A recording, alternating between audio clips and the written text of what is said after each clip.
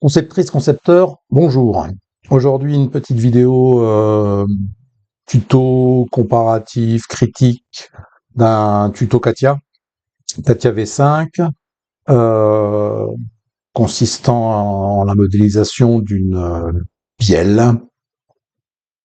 J'en ai déjà fait une des vidéos de comparaison sur la modélisation d'une bielle, mais celle-ci est un petit peu différente. Ça me plaisait de me relancer dans l'exercice.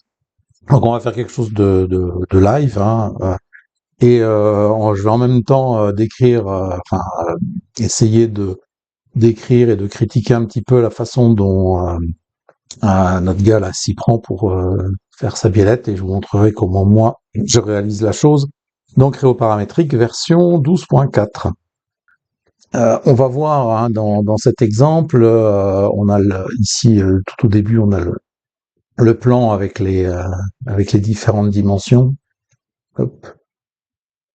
Il nous montre, il va nous montrer alors s'il le montre pas ici, on le trouve un petit peu plus loin dans son, voilà. Hop, on l'avait ici. Hop, voilà. Donc, si on regarde un petit peu son modèle, on a une biellette avec effectivement le bridage qui est en biais, hein, 45 degrés. Comme code principal, on a un anthrax, hein, on a une épaisseur globale de 24 mm, on a les passages de bagues et d'axes qui font 38 mm d'épaisseur. On a un schéma de cotation qui est un peu particulier ici, notamment parce qu'on n'a pas d'épaisseur sur la bielle elle-même, mais on va le voir, hein, si on se débrouille bien avec le schéma de cotation proposé, on va réussir à effectivement éviter de mettre une cote à cet endroit-là, ce que lui finalement ne va pas réussir à faire dans sa vidéo. Mais pourquoi? Parce que comme souvent dans ce genre d'exercice, alors il démarre bien, plus ou moins bien.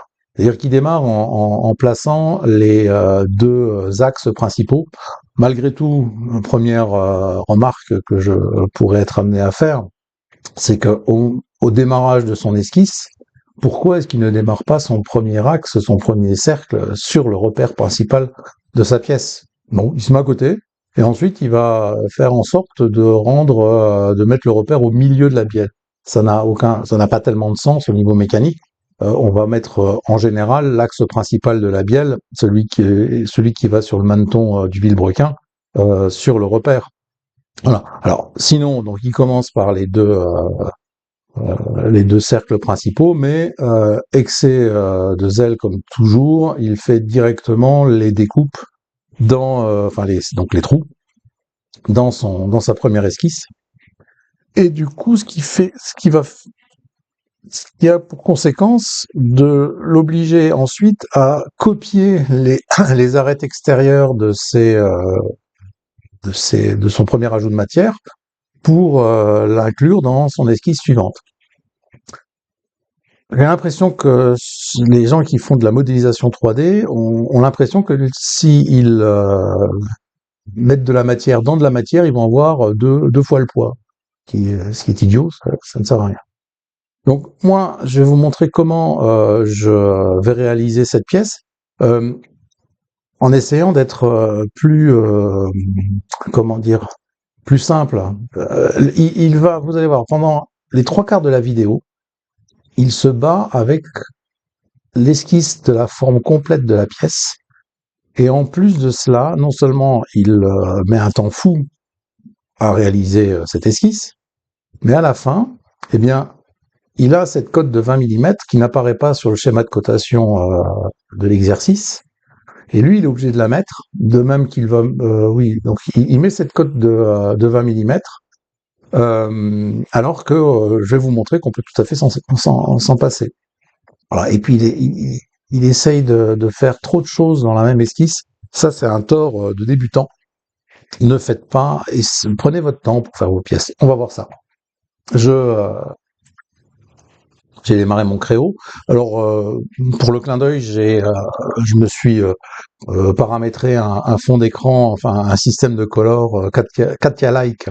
Donc, mon système de couleurs, j'ai essayé de faire en sorte qu'il se rapproche du système de couleurs que l'on a dans Katia. Voilà. Alors, allez, on crée notre pièce et on utilise le, le plan par défaut. Donc, moi, ce que je vais faire, c'est que effectivement, je vais commencer une extrusion sur mon plan de face. On va tout de suite donc dessiner donc très simplement deux cercles et vous voyez que dans Créo, on a notre schéma de cotation nécessaire et suffisant qui est déjà placé. Ce qu'il va me falloir, c'est alors ce que je sais déjà, c'est que cette cote-là fait 232. En revanche, je me souviens plus de quelle cote il met sur ses diamètres. On va aller regarder ça sur son plan. Dès que je l'aurai retrouvé, le voilà.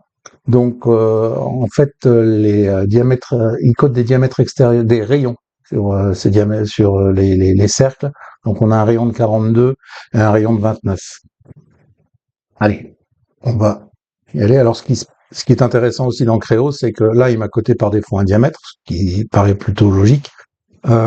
Mais si je clique sur la cote, je peux automatiquement la changer pour mettre cette fameuse cote de rayon. Pareil ici, hop, je clique là-dessus, je mets ma cote de 29 et j'ai mon deuxième cercle. Donc les deux vont générer un cylindre, chacun un cylindre, je valide.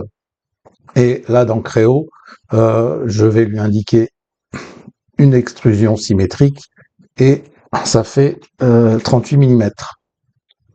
À noter que moi, je peux mettre la cote entière des 38 mm alors que j'ai choisi une extrusion symétrique. Dans Catia, dans ce genre de situation, ils sont obligés de mettre la demi-cote, donc de calculer, voilà, on va le voir ici, il regarde voilà, il a mis la demi-cote de 19. Dans Catia, il est apparemment impossible de faire une extrusion des deux côtés en mettant la cote fonctionnelle, c'est-à-dire la cote ortho. C'est bien dommage pour un logiciel qui a une telle réputation de professionnalisme, n'est-ce pas? Alors moi, ce que je vais faire maintenant, c'est que je ferai des découpes bien plus tard, c'est pas un problème. On va faire les choses vraiment petit à petit parce que on a effectivement des esquisses que l'on peut considérer comme étant relativement complexes. Sur cette partie-là, on va commencer par faire un rectangle de construction comme ceci. Voilà, je l'accroche à mon cercle et au bouton de droite, je lui dis que le rectangle a tous les côtés égaux, mais en fait, il y a une petite surabondance de contraintes. Donc, il me suffit de dégager les deux contraintes d'égalité qui étaient en trop pour obtenir donc un carré parfait inscrit dans mon cercle, ce qui me permet de créer maintenant un trait d'axe. Et ce trait d'axe, comme il passe par les sommets de mon carré, je ne serai pas obligé d'indiquer la cote d'angle de 45 degrés. Ensuite, on sort du mode de construction, on va placer tout de suite un cercle et on va tout de suite lui donner la cote de rayon qui va bien, c'est-à-dire de tête, c'était 64,5. Voilà, par rapport à ce cercle, on va tracer une ligne. J'en profite pour vous montrer. Donc là, je tape le cercle à peu près au hasard. Créo est très bien pour détecter, voilà, hop, un parallélisme. Et en plus, avec un petit bouton de droite, hop, je peux le verrouiller. C'est-à-dire que maintenant, je peux déplacer ma souris comme je veux. Ma contrainte est verrouillée. Je m'arrête là. Je descends de l'autre côté. Et vous voyez, hop, perpendicularité. Je m'arrête là. Je redescends en parallèle, je verrouille la contrainte, ce qui me permet de m'arrêter ensuite sur la contrainte d'égalité avec le segment du haut. Je clique, je valide. Pour terminer cette esquisse, je vais rendre coïncident ce point-là avec le cercle. Voilà. Et on va faire une isonnette. On va dégager tous les bouts de segments qui nous intéressent pas dans l'exercice. Voilà. On prend notre temps, vous voyez, il n'y a pas besoin de s'énerver. Et Créo, toujours, nous propose un schéma de cotation nécessaire et suffisant. Ce schéma de cotation nécessaire et suffisant, je peux néanmoins le rendre conforme à ce que j'attends, c'est-à-dire, voilà, les deux cotes fonctionnelles que l'on trouve sur son plan. J'ai trois cotes. Cette géométrie est suffisante pour le moment. On va la valider.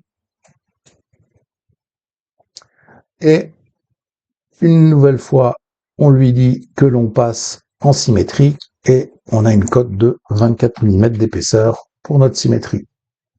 Voilà, première esquisse. Alors, vous voyez, j'ai de la matière qui rentre dans de la matière, ça ne change rien aux caractéristiques mécaniques de ma pièce. Tout ira bien. Donc, on va refaire encore une extrusion. Cette fois, on va s'intéresser à au bras de la bielle. Donc, hop, on trace un segment jusqu'ici. Le segment, je l'amène jusqu'ici. Je vais comme ça et je m'en fiche. Voilà. Donc là, je fais très brouillon, hein, mais c'est pas grave. On peut enchaîner sur un arc tangent, comme ceci. On peut s'arrêter à cet endroit-là et on va faire la même chose en dessous. Je commence mon arc à cet endroit-là et je le termine ici. Maintenant, on a déjà nos contraintes de tangence, donc ça, je suis bien content. On peut en rajouter d'autres. Je peux en rajouter une contrainte de tangence entre ce segment de droite et cet arc de cercle. Donc, il a contrainte surabondante, hein, une coïncidence qui ne lui plaît pas, donc on va la détruire. Voilà. Donc là, on a il faudrait que je revienne sur ma cote de tangence, enfin sur ma contrainte de tangence. On va faire une tangence entre ces deux rayons. On va donner une contrainte de verticalité entre ces deux points. Voilà. Et alors je sais pas pourquoi il m'embête avec cette tangence. Alors dans ce cas-là, lorsque vous êtes, ça peut arriver, hein, qu'il soit un petit peu capricieux. Donc dans ce cas-là, hop, on dégage notre esquisse. On va en recréer une, mais carrément, voilà. Je me mets là, comme ça. Ça me permet de me mettre tangent. Décidément, on va se remettre coïncident. Voilà. Et ma contrainte de tangence.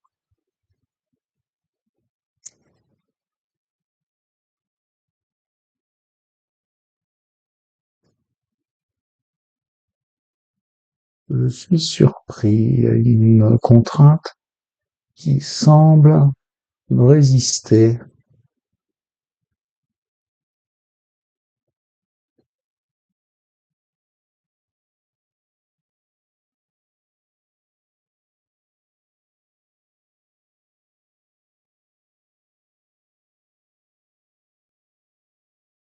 Voilà. Prenant un peu son temps. Encore une fois, on y arrive. Là, vous voyez que je n'ai plus que deux codes de rayon. Le rayon de 40, le rayon de 80, qui correspond à mon schéma de cotation sur l'exercice. Et eh bien voilà, j'ai mon épaisseur, hein, pour le bras de ma biellette. J'ai pas besoin de mettre de cote. Tout ça se suffit à lui-même. Je valide mon esquisse et de la même manière, on va lui indiquer. Alors cette fois, on lui indique une extrusion par symétrie. Et là, petite astuce aussi dans Créo. Si je prends la poignée, j'appuie sur la touche Shift et que je me rapproche de cette face-là, hop, automatiquement, il a compris que je voulais m'arrêter sur la face. Et je vais faire la même chose à cet endroit-là. Je prends la touche Shift, je m'arrête ici. Et vous voyez que là, hop, il m'a créé ma matière jusqu'à la surface. Et on va pouvoir terminer le corps de la bielle, enfin presque le terminer. On va encore faire une dernière, enfin on va encore faire une extrusion. Cette fois, on va de nouveau faire des arcs de cercle. Un ici, un ici. Volontairement, je me suis mis en dehors. Ah bah, bien que volontairement, je me suis mis en dehors des contraintes, il m'en a quand même mis une qui ne m'intéresse pas. En revanche, au niveau des tangences, je veux contraindre celle-ci. Je veux faire de même à cet endroit-là. on va introduire une verticalité entre ces deux segments. Qu'est-ce que j'ai? J'ai mon schéma de cotation, j'ai ma cote qui est là et mon rayon. Ben voilà, j'ai l'esquisse que je souhaitais obtenir. On met les cotes qui vont bien. Et puis, je vais fermer l'esquisse. Voilà. J'ai terminé cette esquisse. Je valide l'esquisse. Et j'utilise la même technique que tout à l'heure, c'est-à-dire je lui dis que l'on part dans les deux sens, je chope la poignée, avec la touche Shift et ma souris, j'amène mon extrusion jusqu'à la surface du corps de bielle. C'est fait. Et pour réaliser, alors cette fois on va réaliser la partie, on va essayer de retrouver le plan, voilà, il est là, on va s'occuper de cette partie-là. Et si on regarde cette partie-là, on voit qu'il y a une cote de 14 mm jusqu'à l'axe du perçage, et ensuite une cote de 18 mm de l'axe du perçage jusqu'à ce bossage qui se trouve à cet endroit-là. On va avoir un rayon de 58 pour la partie arrondie et voilà. Et puis voilà. Sauf qu'il faut que je prévoie le perçage, mais j'ai pas envie de faire le perçage tout de suite. Donc qu'est-ce que je vais faire? Eh ben, dans un premier temps, je vais préparer le terrain, je vais mettre sur cette face-là, je vais venir esquisser quelque chose de très simple, c'est-à-dire des points de référence. Avec la touche Alt, j'attrape ce plan-là comme plan de référence, je place un point ici, je vais les mettre symétriques par rapport à mon axe qui se trouve là. Voilà, et je vais mettre la dimension de 14 mm à cet endroit-là. Donc là, j'ai déjà mes points qui représentent la position future de mes perçages. Et maintenant que j'ai fait ça, je vais pouvoir commencer une nouvelle extrusion. Cette extrusion, je vais la placer sur ce plan-là et je vais m'assurer que la face là est orientée vers le haut. Ça va me faciliter le travail pour faire mon esquisse. Il me demande un petit peu plus de référence pour la cotation. On va l'aider en allant chercher l'axe et le point. C'est fait et on peut travailler de la manière suivante. On va aller chercher un arc qui passe par son centre. Voilà. Hop. Hop. Et, là, vous voyez, alors, faut se méfier, mais l'avantage avec Creo, c'est que les contraintes sont parfaitement identifiées. Vous voyez que là, il est venu un peu contre mon gré, sans aligner le cercle sur le point de référence. Donc je vais prendre la contrainte et hop, je la supprime. Voilà, ce qui fait qu'il me met mon rayon ici, mon rayon qui vaut 58 d'ailleurs, et il me reste à tracer deux petits bouts de segments de part et d'autre. Voilà, tout simplement. Mon esquisse est terminée. Et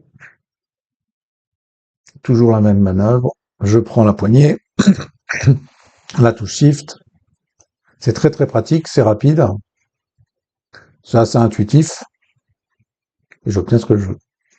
Et vous voyez que au fur et à mesure, j'ai fait effectivement pas mal d'esquisses, mais chaque esquisse prise individuellement est très simple. Est très simple. Alors je vais m'intéresser maintenant justement à mes fameux perçages. Vous pourrez regarder sur sa vidéo, il ne respecte pas les consignes en ce qui concerne le perçage. En fait, ce qui se passe, c'est que cette pièce-là, elle est faite, donc on est en train de travailler sur un seul corps, mais l'idée derrière, c'est de venir la découper par rapport à ce plan-là à 45 degrés, pour avoir d'un côté la biellette elle-même et de l'autre côté la bride pour la fixer sur le maneton. Et si on regarde bien les pointillés, enfin les perçages ici en pointillés, on voit très bien qu'il y a une partie basse qui est la partie taraudée, c'est un M10, et la partie supérieure, c'est un parti pour le passage de la vis, qui est donc un perçage lamé pour laisser passer la vis CHC M10. Et lui, déjà il galère à faire le perçage, et surtout, il respecte pas ce schéma de cotation. Donc nous, on va faire la chose suivante.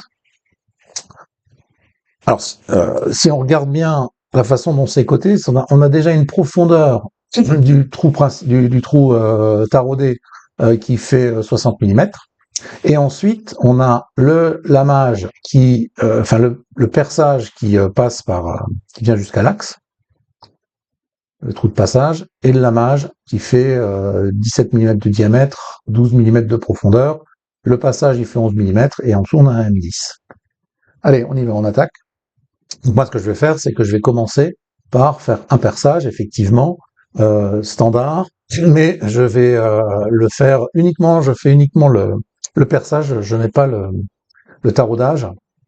Ok, on prend un M10 par 1,5 et la profondeur, ça sera 60. Je vais simplement lui indiquer que je vais jusqu'à la pointe. Voilà.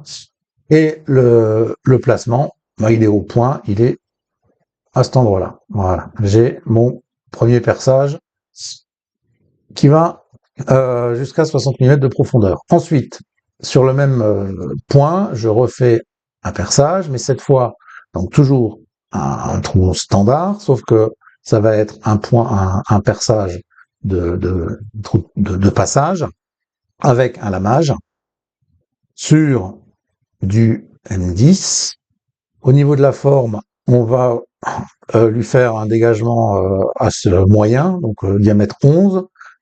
Le diamètre de tête, le diamètre du lamage, c'est 17 suivant l'énoncé, 12 mm de profondeur, mais pour l'instant, il s'en va un petit peu plus, un petit peu loin. Donc nous, on va lui dire d'aller jusqu'à une référence, et la référence jusqu'à laquelle on veut aller, c'est l'axe. Ce qui fait que si on regarde notre pièce en transparence, pas en transparence, mais en ligne cachée, vous voyez qu'effectivement, la partie ici, c'est le fond du trou de passage, s'arrête sur l'axe, c'est propre. Et pour finir, on rajoute cette fois le taraudage sur la face cylindrique qui se trouve ici. Donc il a trouvé que c'était un taraudage standard sur un M10. Le démarrage du taraudage, on va le faire partir d'ici, et puis on va légèrement, voilà, on va pas aller jusqu'au fond du perçage, on va faire, allez, 1,5 fois le diamètre, 1,6 fois le diamètre, ça ira bien. Profondeur 16. Et voilà. Et donc maintenant, j'ai fait le perçage conformément au plan. Je prends ces trois fonctions qui se trouvent sur la droite, je les groupe, et le groupe lui-même, on va le répéter, et on va utiliser quelque chose qui est bien pratique là aussi dans Créo, c'est une répétition sur une esquisse. On chope le point, on valide, et il me répète le perçage de l'autre côté.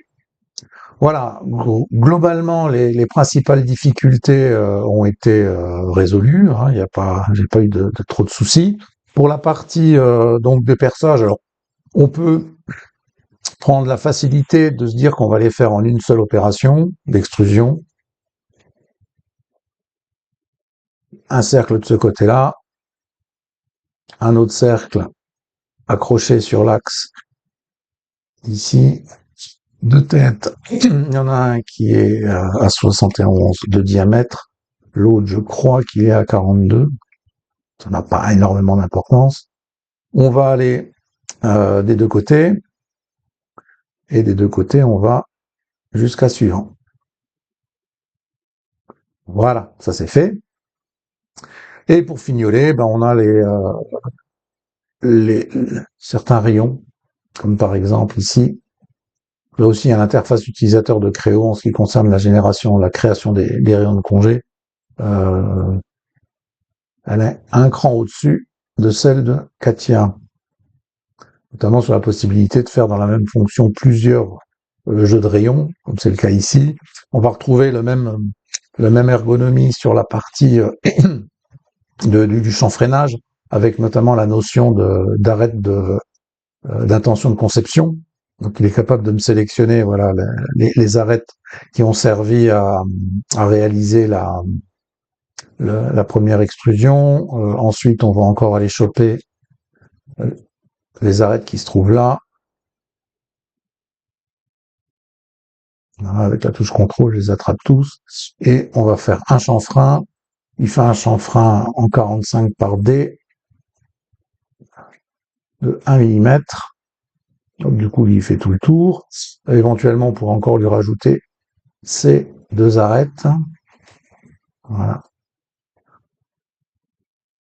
Elle était un peu vite tu es un peu vite dans ma sélection.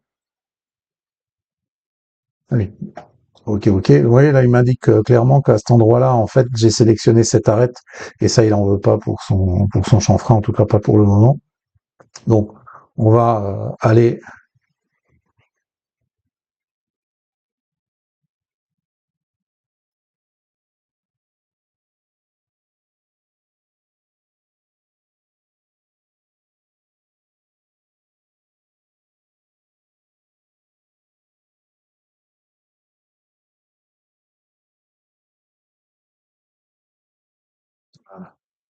Les retirer ces arêtes. De toute façon, il est clair que dans une pièce mécanique comme ça, s'il devait y avoir une opération sur cette arête, ce serait plutôt une opération de type euh, rayon de congé. Ce que je peux faire ici, hop, petit rayon de congé de 1, et puis on vient ressortir le chanfrein. Voilà, c'est mieux. C'est mieux comme ça. Voilà, et donc globalement, comme je vous le disais aussi, on réalise la pièce en monobloc et puis à la fin, on vient réaliser une opération booléenne qui consiste à couper le solide, le corps, en deux. Le solide le corps que je veux couper, c'est effectivement le corps complet de la pièce. Et puis je vais aller chercher, en créant une référence à la volée, euh, une référence qui passe par cet axe et qui est parallèle à cette face-là. Ok, comme ça, je vais pouvoir. Alors, ce que je vais faire, c'est que le corps principal, on va garder celui-là. Voilà. Et donc maintenant, j'ai deux corps dans ma pièce. Un corps qui correspond au corps principal de la bielle, que je peux isoler, voilà. Et l'autre corps qui correspond à la bride pour fixer la bielle sur le maneton. Voilà, j'ai pris un peu de temps pour vous expliquer proprement comment je m'y prenais pour réaliser cette pièce. Alors effectivement, moi aussi, j'ai galéré dans certaines esquisses sur certaines contraintes, mais bon, voilà, ça permet de vous montrer aussi que lorsque l'on a quelques difficultés pour obtenir les résultats recherchés, bah, il faut prendre un petit peu son temps, analyser la situation, et finalement on arrive à s'en sortir. Mais j'ai bien un schéma de cotation qui correspond parfaitement à l'énoncé, et ça, c'est quelque chose auquel je tiens lorsque j'essaye de refaire toujours des pièces qui sont proposées comme ça par les autres youtubeurs. Je vous remercie pour votre attention et je vous dis à bientôt pour un autre comparatif.